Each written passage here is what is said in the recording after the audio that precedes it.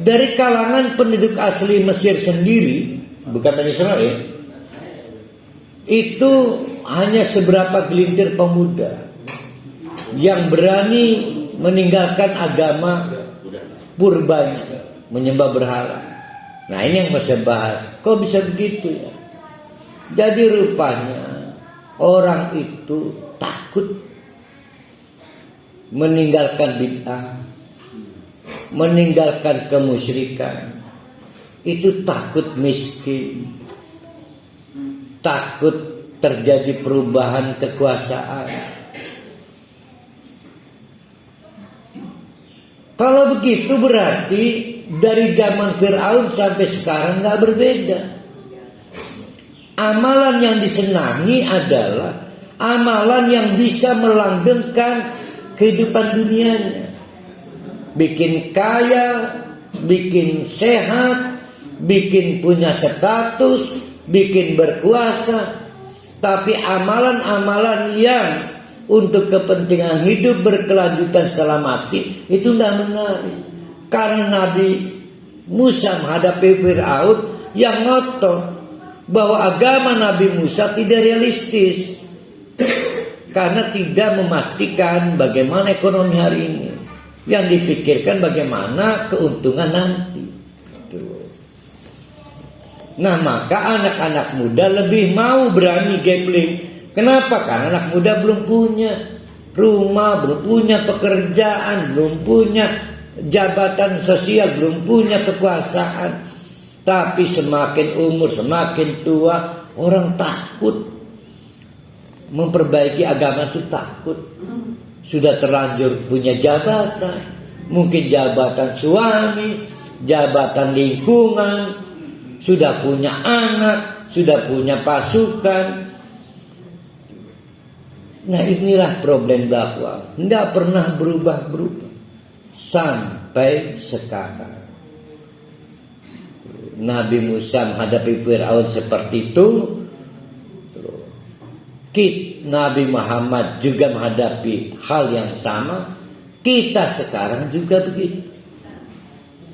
Sehingga ustadz-ustadz menyesuaikan diri dengan pasar. Nah, pasarnya ini umat paling senang amalan yang bikin kaya. Maka paling senang ustadz bicara fadailul amal. Orang akhirnya bingung, ini sholat pengen aman, tidak masuk neraka, terbebas azab kubur, atau pengen warungnya tidak sepi. Bingung. Salah siapa itu? Salah ustaz. Kok ustaznya begitu? Karena menyesuaikan dengan selera pasar. Bahkan karena pasarnya senang ke Sule, maka ustadznya jadi Sule lah. Ngelawak. Ngelawaknya 80%, ceramahnya 20%.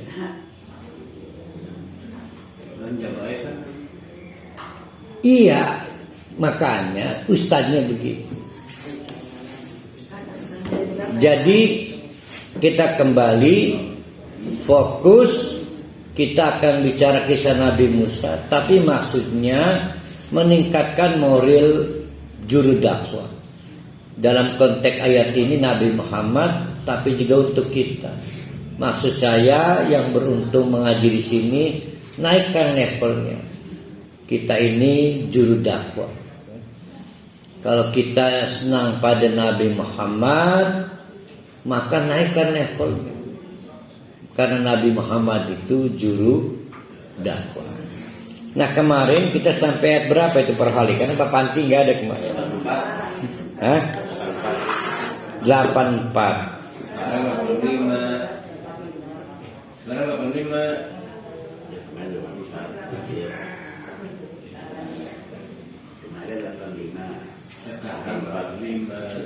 Dakwah Nabi Musa alhamdulillah mendapatkan hasil simpatik dan dukungan dari beberapa anak muda yang menganggap masuk akal. masuk akal. Setelah mati kan ada kehidupan. Apa bekal kita? Tapi anak-anak muda itu pun diintimidasi, dikriminalisasi, dibully, dipersulit hidupnya oleh rezim Firaun. Maka Nabi Musa mengajak berdoa kepada anak-anak muda itu. Faqalu, sehingga anak-anak muda itu berdoa. Allah, kepada Allah tawakkalna. Sudahlah kami ini anak muda, tidak mampu melawan rezim, tidak mampu melawan tirani.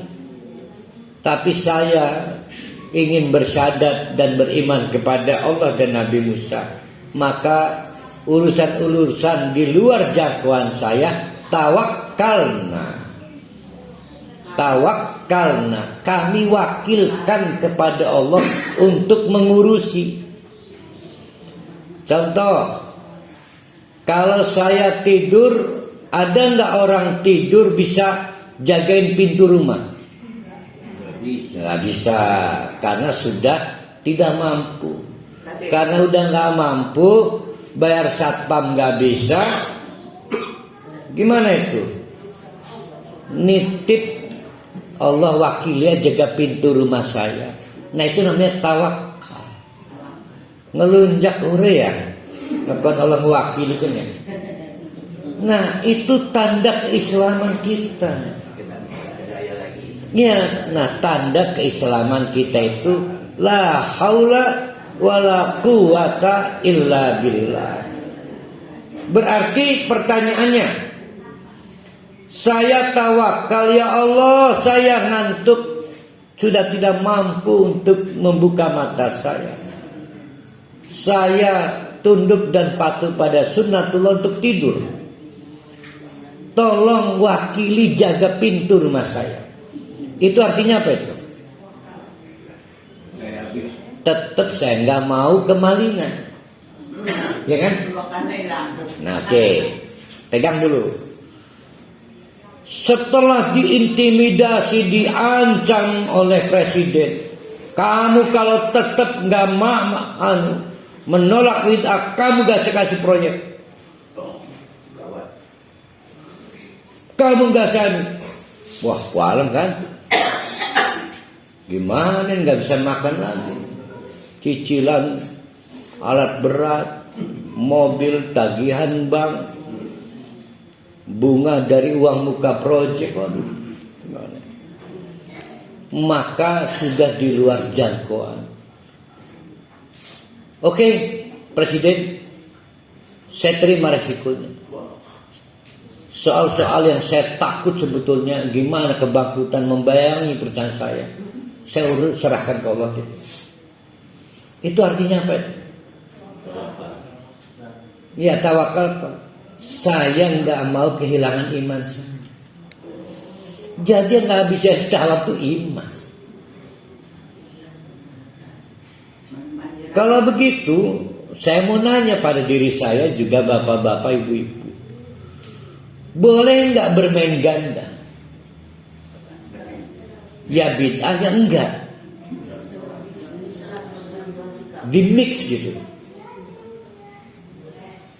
Nggak boleh sebetulnya.